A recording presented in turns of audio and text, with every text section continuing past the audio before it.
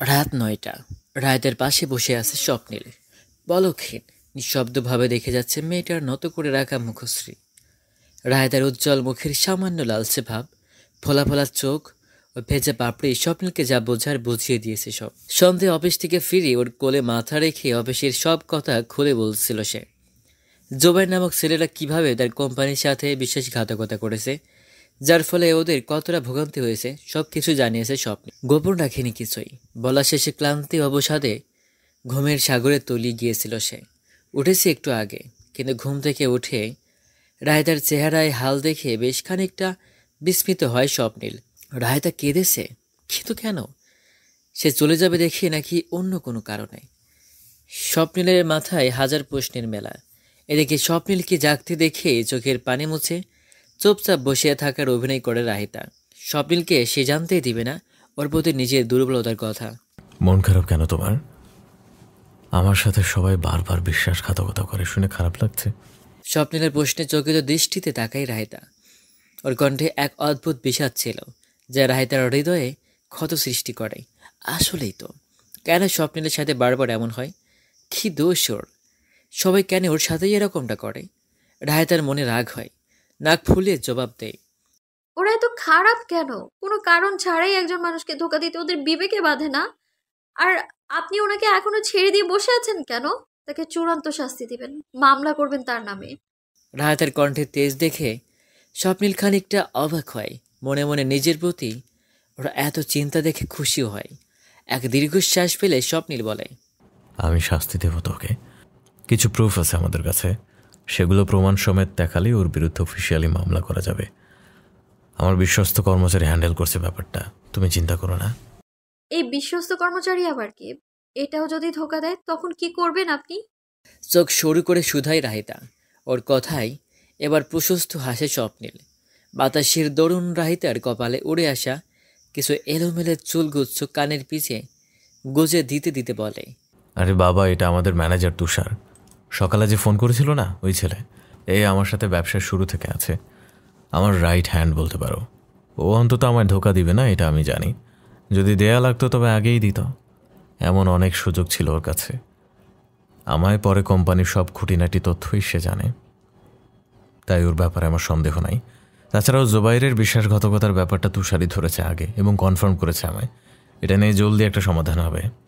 স্বপ্নিলের দৃঢ় কণ্ঠ ও আত্মবিশ্বাস দেখে চুপ হয়ে যায় রাহিতা।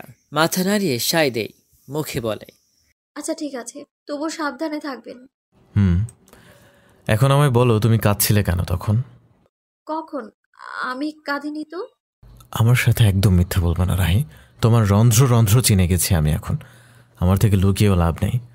মুখে স্বীকার না করলেও তোমার এই ফোলা ফোলা চোখ আর হালকা লাল হওয়ার নাক কিন্তু ঠিকই বলছে আমায়।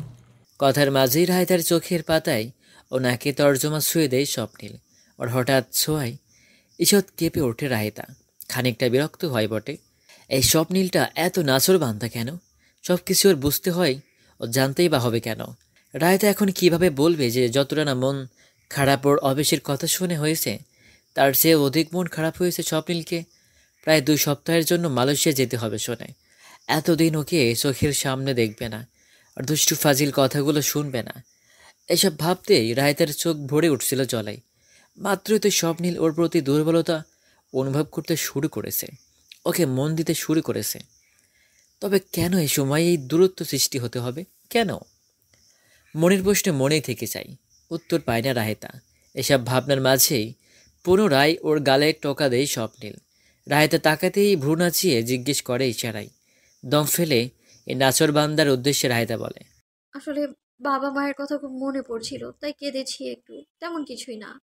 রাহেতার সরল মুখে মিথ্যা কথা বললেও স্বপ্নিল পুরোপুরি বিশ্বাস করতে পারল না। মনের মধ্যে কিছু প্রশ্ন থেকে গেল তবু, কিন্তু এ মুহূর্তে সেগুলোকে পাত্তা না দিয়ে সহাস্যে বলল, তাই এই সামান্য ব্যাপারে কাঁদছো? তুমি চাইলেই কালকেই দেখা করিয়ে নিয়ে আসবো আব্বুর সাথে। কিন্তু আমি অবাক হলাম শুনে, এত ছোটোখাটো বিষয়ে কান্নাকারি করা তোমায় মানায় না। ছি রাহি, আমি তোমায় স্ট্রং মেয়ে জানতাম। স্বপ্নিলের কথায় মনের দুঃখে হাসে রাহেতা। ভালোবাসার প্রদীপের তাপ যে মরিচা ধরা হৃদয়কেও গলাতে সক্ষম, সেখানে সে তো কোমল মনের এক সাধারণ মানুষ, সে কিভাবে নিজেকে নিয়ন্ত্রণ রাখবে? নির্বোধ স্বপ্নিল তো এসব বুঝবে না। যদি বুঝতো তবে কত আগেই এনে রাহিতার চোখে ওর প্রতি ভালোবাসা টের পেত। প্রতিদিন কত শতবার মেয়েটা ওকে লুকিয়ে লুকিয়ে দেখে এসব লক্ষ্য করত। কিন্তু আফসোস, যতদিন না স্বপ্নিল নিজে প্রেমে পড়বে ততদিন হয়তো এসব ওর চোখের আড়ালে থেকে যাবে। মনের আক্ষেপ গোপন করে স্বপ্নের উদ্দেশ্যে রায়তা বলে, ঠিক আছে, আর কাঁদবো না। এখন চলুন ডিনার করি, সন্ধ্যায় তো কিছুই খেলেন না। ক্ষুধা লাগেনি? লেগেছে তো। আচ্ছা চলো নিচে যাই। অতঃপর দুজনেই খাওয়া দাওয়ার জন্য নিচে চলে যায়। রোজকার নেই আজকেও খাবার টেবিলে একে অপরের সাথে সুখ দুঃখের আলাপ চলে। মধ্যরাত, আকাশের নির্জন চাঁদ চুল আছড়ে ড্রেসিং টেবিল থেকে উঠতেই রাহিতার চোখে পড়ল পেছনে দাঁড়ানো স্বপ্নিলকে। রাতের আধারের ন্যায় গাঢ় তার দৃষ্টি। ওকে এভাবে তাকিয়ে থাকতে দেখে রাহিতার পেটে মোচড় দেয়। হঠাৎ কি হলো ছেলেটার? সচরাচর তো এভাবে তাকায় না ওর দিকে। রাহিতার ভাবনার মাঝে স্বপ্নিল কখন এগিয়ে এসেছে সে টের পায় না। যতক্ষণে উপলব্ধি করে ততক্ষণে স্বপ্নিল নিঃশব্দে অনেকখানি এগিয়ে এসেছে। তা দেখে রাহিতা দু কদম পিছিয়ে গেল। কি হলো, পিছিয়ে যাও কেন? আপনি কাছে আসছেন কেন? আমি কাছে আসবো না তো কে আসবে? স্বপ্নিলের দৃষ্টি ছুরির নেই ধারালো গভীর, যে নজর ভেতরটা নাড়িয়ে দেয়, তীক্ষ্ণভাবে ছুঁয়ে যায়। রাহিতা চমকায়। হঠাৎ করে স্বপ্নিলের এ বদলে যাওয়া আচরণ সর্বাঙ্গে শিহরণ জাগায়। ক্রমশ পিছিয়ে পিঠ যখন দেয়ালে ছুঁই ছুঁই, সে মুহূর্তে স্বপ্নিল কোমর জড়িয়ে টেনে নেয়। নিমিষেই ওর বলিষ্ঠ শরীরের দৃঢ় বাহুবন্ধনে আবদ্ধ হয় রাহিতা। স্বপ্নিল ঝুঁকে রাহিতার তরতর করে কম্পমান উষ্ঠদয়ের দিকে দৃষ্টি আবদ্ধ করে ধীরে ধীরে এগোতে থাকে। লজ্জায় শঙ্কায় অক্ষিদয় বড় হয় রাহিতার। কি করছেন যা আরো আগেই করা উচিত ছিল। আপনি? হুস, এমন মুহূর্তে কথা বলে ডিস্টার্ব করার কোনো মানে হয় না। চুপ থাকো, এত ডিস্টার্ব কেন করো? কথাটা বলে থেমে যায় স্বপ্নিল। কিছুক্ষণ পর কণ্ঠ খাদে নামিয়ে ফিসফিসিয়ে বলে, যদি পারো তবে সাড়া দাও। কথার মর্মার্থ উপলব্ধি হতেই লজ্জায় চোখ জোড়া খিচে বন্ধ করে রাহিতা। বেশ কিছুক্ষণ পেরোয়, স্বপ্নিলের এগোই না। যা ভেবেছিল তা হতে না দেখে ইতস্তভাবে চোখ মেলে তাকাই রাহিতা। খেয়াল করে স্বপ্নের দুষ্টু হেসে ঠাই চেয়ে আছে ওর চোখের দিকে। ওকে বোকা চাহনিতে চেয়ে থাকতে দেখে স্বপ্নিলের ঠোঁটের কোণ বেঁকে যায়, মুখখানা নিজ হতে এগিয়ে যায়। এক হাতে ওর গাল চেপে ধরে কোমল ওষ্ঠ জোড়া সদর্পে দখল করে নেয়। আবেশে বিস্ময়ে রাহিতা কিছু বুঝে ওঠার আগেই স্বপ্নিলের চুম্বনের তীব্রতা প্রলোভিত হয়। তারপর তড়াক করে ঘুম থেকে জেগে ওঠে স্বপ্নিল। কপালে তার বিন্দু বিন্দু ঘাম, বুকের গতি অসম, শ্বাস প্রশ্বাস এলোমেলো।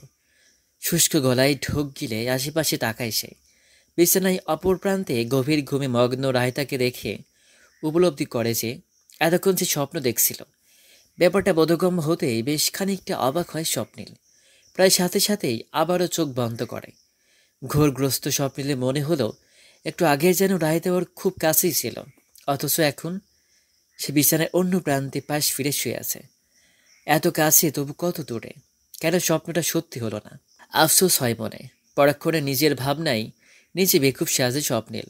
নিজের মনকে প্রশ্ন করে, সে কি রায়তাকে ভালোবাসে? সে কি প্রস্তুত পুরো দস্তর সংসার শুরু করতে? মনের অনিশ্চয়তা যায় না। হতাশ স্বপ্নিল পুনরায় শুয়ে পড়ে। নিষ্পলক চেয়ে থাকে পাশে শোয়া রাহিতার দিকে। কি হতো যদি এদিক ফিরে ঘুমাতো মেয়েটা? কেন সে কাছে আসে না? স্বপ্নিল তো একবার প্রেমে ধোঁকা খেয়ে ভয় পাচ্ছে আবারও সেই নৌকায় পা দিতে। কিন্তু রায়তা কেন এগিয়ে আসছে না ওর দিকে? সে কি ওর কাছে আসতে চায় না? স্বপ্নিল মনে মনে অভিমান করে আজ আর ঘুম আসবে না বোধ হয়। যে স্বপ্ন দেখেছে তা বাস্তবতার সম্পূর্ণ বিপরীত। এ দুঃখে তার তৃষ্ণার্ত বুকে খরা নামে। একবার হাত বাড়িয়ে রায়তাকে নিজের দিকে টেনে নিতে যেও নেয় না। হাত গুটিয়ে নিয়ে সোজা হয়ে টান টান শুয়ে পড়ে। রায়তার ঘুমন্ত মুখশ্রী দেখার লোভ শক্তভাবে দমন করে চোখ বুজে ফেলে। কয়েক মুহূর্ত পার হতেই রায়তা ঘুমের ঘরে পাশ ফেরে। যেন স্বপ্নের লুকায়িত আকাঙ্ক্ষা টের পেয়েছে, সেভাবেই হঠাৎ এগিয়ে এসে মাথা রাখি ওর বুকে। আচমকা নিজের উপর ভার অনুভব করায় তড়িৎ গতিতে চোখ মেলে স্বপ্নিল। রায়তাকে ওর বুকে মিশে থাকতে দেখে অজানা খুশিতে চোখ দুটো ঝিলমিলিয়ে ওঠে। বহু আকাঙ্ক্ষিত কিছু পেলে যেমন মানুষ আগলে রাখে নিজের কাছে, ঠিক সেভাবেই রায়তার মুখের দিক নির্মিশে এসে সে দুহাতে আবদ্ধ করে নিজের সাথে মিশে রাখে ওকে।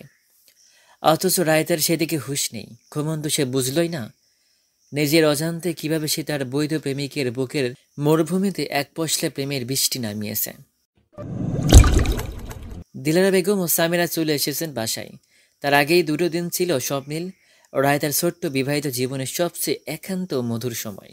কথাই আছে, সুখের সময় দ্রুত চলে যায়। হলেও তাই। আগামীকাল স্বপ্নীল চলে যাবে মালয়েশিয়া, যার দরুন কদিনে অফিসের কাজে বেশ ব্যস্ত থেকেছে সে। রায়তারও ভার্সিটি খুলেছে, সেও পড়াশোনা ও বন্ধু বান্ধবদের সাথে ব্যস্ত হয়ে পড়েছে। সব মিলিয়ে সে রাতের পর স্বপ্নীল রায়তার খুব একটা একাকী সময় কাটেনি। তবু স্বপ্নীলের যাওয়ার দিন যত ঘনিয়ে এসেছে, দুজনের মন খারাপ ততই প্রখর হয়েছে। একই সাথে দুজনের মাঝে দৃশ্যমান রূপে একে অপরের প্রতি টান বেড়েছে। দূরত্বের আগে কাছে আসা যাকে বলে। কাল চলে যাবে বলে আজ তাড়াতাড়ি বাসায় চলে এসেছে স্বপ্নীল। আসার পথে কি মনে করে যেন রায়তার জন্য সাদা গোলাপ নিয়ে এসেছে। সেদিন কথায় কথায় রায়তা বলেছিল ওর ফুল ভীষণ পছন্দ। বলা বাহুল্য, কথাটা মাথায় রেখেই স্বপ্নীলের এ কাজ। কেননা আজকাল রায়তার ছোট্ট ছোট্ট খুশির কারণ হতে পারলেও যেন অদ্ভুত প্রশান্তিতে মেতে ওঠে তার অন্তর। স্বপ্নের রুমে অফিস থেকে এসে গোসল করছে। এদিকে নিচে ওর জন্য চা করতে এসেছিল রায়তা। রহিমা খালা বানিয়ে দিতে চাইলেও রায়তা নিচেই স্বপ্নীলের জন্য এসব করতে ভালোবাসে। তা দেখে কেউ আর দ্বিমত করে না। চায়ের পানি চুলোয় বসিয়ে দিয়ে শাশুড়ি কাছে ড্রয়িং রুমে আসে রায়তা। দিলারা বেগম পার্থপক্ষে টিভি দেখলেও ছেলের তাড়াতাড়ি বাসায় আসা, পকেটে লুকিয়ে রাখা গোলাপ এসব ঠিকই নজরে পড়েছে তার। দুজনের সম্পর্কে এমন উন্নতি দেখে মনে মনে অত্যন্ত খুশি হয়ে বার কয়েক মাশাআল্লাহ বললেও মুখ ফুটে কাউকে বুঝতে দেননি কিছু। মা হয়ে তিনি বুঝেন তার ছেলে কতটা চেষ্টা করছে রায়তার সাথে ভালো থাকার, ওকে ভালোবাসার। তাই এই মুহূর্তে কোনো কিছু বলে স্বপ্নীলকে বিব্রত করতে চাননি তিনি। তবে রায়তা এবং ওর অনুভূতি সম্পর্কে আগে থেকে অবগত হওয়ায় ওকে এই বিষয়ে জিজ্ঞেস করাই যায় বলে উচিত মনে করলেন তিনি। তাই তো পাশে বসে রায়তার উদ্দেশ্যে তিনি বললেন, কি ব্যাপার বৌমা, আমার ছেলেকে পুরোপুরি পটিয়ে নিয়েছো বুঝি? শাশুড়ির এমন কথায় চমকে ওঠে রায়তা। লজ্জা পেয়ে বলে, কি সব বলছেন মা? ঠিকই তো বলছি, তোরা দুটো বুঝিস আর না বুঝিস, আমার যা বোঝার সব কিন্তু ঠিকই বুঝে ফেলেছি। তারপর বল, দাদি কবে হচ্ছি? এবার ওনার কথায় লজ্জায় কুকড়ে যায় রায়তা। পরক্ষণে অজানা বিষাদে ছেয়ে যায় ওর অন্তর। স্বপ্নের সাথে যে এখনও ওর সম্পর্ক ততটা গভীর হয়নি, এটা কি মুখে বলা যায়? দ্বিধান্বিত সে এদিক ওদিক তাকিয়ে ভাবে শাশুড়িকে কি বলবে। উনি হয়তো ভাবছেন ওদের মধ্যে স্বাভাবিক স্বামী স্ত্রীর সম্পর্ক শুরু হয়ে গেছে। অবশ্য শুধু দিলারা বেগম কেন, এখন ওদের দুজনকে বাইরে থেকে দেখলে যে কেউই ভাববে ওরা একটা সুখী স্বাভাবিক দম্পতি। কিন্তু দুজনের ভেতরে যে এখনও জড়তার দেয়াল পুরোটা ভাঙেনি, সেটা স্বপ্নীল রায়তা ছাড়া আর কেউ জানে না। তবু রায়তা আশা হারায় না, এবং রায়তারে আশার প্রদীপ জ্বলে থাকার কারণ স্বপ্নীল নিজেই। কেননা আজকাল স্বপ্নীলের হুটহাট ওর জন্য বাসায় জলদি চলে আসা, মাঝে মধ্যে বাইরে ঘুরতে নিয়ে যাওয়া, রায়তার পছন্দ বলে মাঝে মধ্যে ফুল নিয়ে আসা, এসব কিসের লক্ষণ রায়তার বুঝতে অসুবিধে হয় না। স্বপ্নীল যে এতদিনে তাকে ভালোবেসে ফেলেছে, রায়তা সেটা এখন বোঝে ঠিকই, কিন্তু ওর মুখ থেকে কি করে স্বীকার করাবে তা ভেবে পায় না। যে নিজে ভালোবাসে সেই যদি স্বীকার না করতে চায়, তবে তাকে কিভাবে বলানো যায়? স্বপ্নীলের মতো তেরা ছেলেকে কিভাবে লাইনে আনা যাবে ভেবে রায়তা হয়রান। এসব ভাবনার মাঝেই পুনরায় শাশুড়ির কথায় ধ্যান ভাঙে তার। কিরে, কই হারিয়ে গেলি? কোথাও না মা, আমি একটু আসছি, ওনার চা হয়ে গেছে, দিয়ে আসি। কথাটা বলেই রায়তা উঠে চলে যায়। ওর এভাবে লজ্জা পেয়ে উঠে চলে যাওয়া দেখে মনে মনে হাসেন দিলারা বেগম, কিন্তু একই সাথে তিনি অদেখা করতে পারেন না। তার প্রশ্ন শুনে রায়তার মুখটা কিভাবে মেঘে ঢেকে গিয়েছিল, আর এতেই ওনার মনে খানিকটা খটকা লাগে। আসলে ওদের দুজনের মাঝে সবকিছু ঠিক আছে তো, নাকি তিনি যা দেখছেন তার সবটাই মরীচিকা? যদি এমনটাই হয় তবে তো এটা হতে দেওয়া যাবে না। আর কতদিন ওরা এভাবে অনিশ্চিত সম্পর্কে ঝুলে থাকবে? স্বপ্নীল কাল চলে গেলে পুনরায় রায়তার সাথে এ ব্যাপারে কথা বলবেন তিনি। এরপর শীঘ্রই কোনো ব্যবস্থা নিতে হবে, কঠিন মনে ভাবেন দিলারা বেগম। আজ রাতে বেশ জলদি খেতে বসেছে সবাই। ডাইনিং টেবিলে পরিবারের সাথে খাওয়া দাওয়া ও গল্পগুজবের আসর জমেছে। আগামী 2 সপ্তাহ কাছের মানুষদের দেখবে না, তাই আজ একটু বেশি সময় নিয়ে ডিনার করছে স্বপ্নীল। আসল উদ্দেশ্য পরিবারের সাথে বেশিক্ষণ সময় কাটানো। কেননা খাবার পরে যে যার রুমে চলে যাবে সকলে। এরই এক ফাঁকে ছেলের উদ্দেশ্যে দিলারা বেগম বলেন, বাবা, তোর ফ্লাইট যেন কয়টায় কাল? ভোর 6:30 মা। আচ্ছা রহিমা, ফজরের নামাজের আগে আগেই উঠে যেও কাল। আমি ডেকে দেবনি। রুটি বানিও। শুধু শুধু খালাকে কষ্ট দিচ্ছ কেন মা? আমি নাস্তা করবো না এত সকালে। প্লেনেই খাবার দিবে, তখন খেয়ে নিব। মায়ের কথা থামিয়ে জবাব দেয় স্বপ্নিল। ওর উত্তরে সন্তুষ্ট হন না দিলারা বেগম। ছেলেকে থামিয়ে তীক্ষ্ণ কণ্ঠে বলে, তোর থেকে আমি শুনতে চেয়েছি? আমি যা বলেছি সেটাই হবে। তুই খেয়েই যাবি কাল। কিন্তু মা তুমি... একবার বলছি না স্বপ্নিল, আমি তর্ক করতে চাই না আর এই ব্যাপার। মায়ের শক্ত কথায় স্বপ্নিলের মেজাজ বিগড়ে যায়। হুট করে রেগে যাওয়া তার পুরনো স্বভাব। আজও তার ব্যতিক্রম হলো না। গজগজ করতে করতে মুখ ফুসকে সে বলে, হ্যাঁ, তোমার কথা শোনা ছাড়া আর উপায় আছে নাকি আমার কাছে? সারা জীবন তো তোমার ইচ্ছা মতোই চলেছি। নিজের ইচ্ছের কি আদৌ কোনো দাম আছে আমার? তোমার ইচ্ছে অনুযায়ী চলতেই তো আমার জীবনটা কেটে গেল। হুট করে বলে ফেলা স্বপ্নের এই কথায় পরিবেশ নীরব হয়ে যায়। চুপচাপ খেতে থাকে আর রাহিতাও হঠাৎ করে খাবার মুখে রেখেই থেমে যায়। দিলারা বেগম আগের নেই একইভাবে চেয়ে আছেন ছেলের দিকে। নিজের ছেলের এই স্বভাব সম্পর্কে তিনি চির অবগত। তাই স্বপ্নের রাগকে বিশেষভাবে গায়ে না মাখলেও ওর বলা শেষের কথার আচমকা ওনাকে ভাবিয়ে তোলে। তবে কি স্বপ্নের তার বিয়ে নিয়ে ডাইরেক্টলি এভাবে বলল? সে কি এখনও খুশি নয়? একদিকে সকালে রায়তের আধার ঘন মুখ, অপরদিকে স্বপ্নের মুখে এমন কথা। না চাইতেও তার মনের মধ্যে ভয় ঢুকিয়ে দিল। জোর করে একটা সম্পর্ককে কখনো টিকে রাখা যায় না, এটা দিলারা বেগম জানেন এবং তিনি এটার পক্ষেও নন। তবুও তিনি রিস্ক নিয়ে পরিস্থিতির খাতিরে স্বপ্নের সাথে রায়দার বিয়ে করে দিয়েছিলেন। ভেবেছিলেন এতদিনে দুজনের মাঝে সব ঠিক হয়ে গেছে, কিন্তু আজ তার মনে হলো তিনি ভুল ভেবেছিলেন। এসব ভেবেই চিন্তার পারদ ভারী হয় তার। এদিকে হঠাৎ এভাবে সবাইকে চুপ থাকতে দেখে স্বপ্নিল বুঝে সে মায়ের সাথে এভাবে রিয়েক্ট করে ভুল করে ফেলেছে। তাই পরিস্থিতি সামলাতে সামিরের উদ্দেশ্যে বলে, কিরে বাদর, তোর জন্য কি কি নিয়ে আসবো মালয়েশিয়া থেকে? এখনো বললি না যে? স্বপ্নিলের কথায় চকচক করে ওঠে সামিরার চোখ। যেন ভাইয়ের মুখ থেকে এতক্ষণে কথাটাই শোনার অপেক্ষায় ছিল। সেভাবে উত্তেজিত কণ্ঠে বলে, আরে ভাই, এতক্ষণে একটা কাজের কথা বললে তুমি। আমি তো সেই সন্ধ্যা থেকে লিস্ট করে বসে আছি কী কী নিবে। তোমার দিব খাওয়া শেষে। তোর লিস্টে সব আনতে আমার বইই গেছে। যেটা যেটা পছন্দ হবে শুধু সেটাই আনবো। লিস্ট তোর, কিন্তু ইচ্ছা আমার। স্বপ্নিলের কথায় বিরক্ত সহিত চোখ মুখ কুচকাই সামিরা মুখ বাঁকিয়ে বলে, তুমি সবসময় আমার সাথে এরকম করো ভাই। তুমি কি কোনোদিন ভালো হবে না? হব না। মা, তোমার জন্য কি নিয়ে আসবো? তুই সহি সালামত ফিরে আয়, তাহলেই হবে আমার।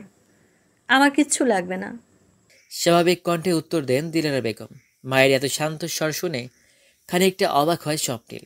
সে ভেবেছিল ওর কথাই মা রাগ করবেন, নয়তো কষ্ট পাবেন, কিন্তু তার কণ্ঠ এত স্বাভাবিক শুনে সে অবাক না হয়ে পারে না।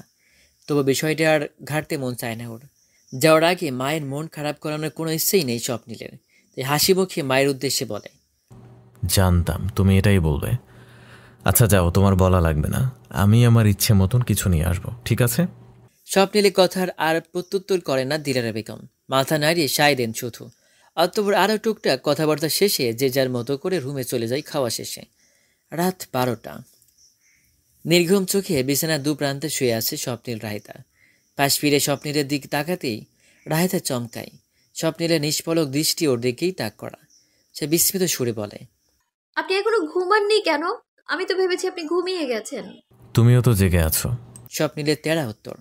রাহিতা বিরক্ত হয়, চোখ পাকিয়ে বলে, ভোরের ফ্লাইট আমার নয়, এই জার্নিটা আপনার। তাই এখন কথা না বলে ঘুমিয়ে পড়ুন তো। আমার চেয়ে বেশি ঘুম আপনার প্রয়োজন। কথাটা বলে রাহিতার চোখ সরায়। ভাবে স্বপ্নিল এবারও তেরা কথা বলবে, কোনো নয় তো ঘুমিয়ে যাবে। কিন্তু ওকে অবাক করে দিয়ে স্বপ্নিল নরম কণ্ঠে বলে ওঠে, ঘুম আসছে না রাহি? কেন? হয়তো ঘুমের চেয়েও বেশি আমার তোমায় প্রয়োজন, তাই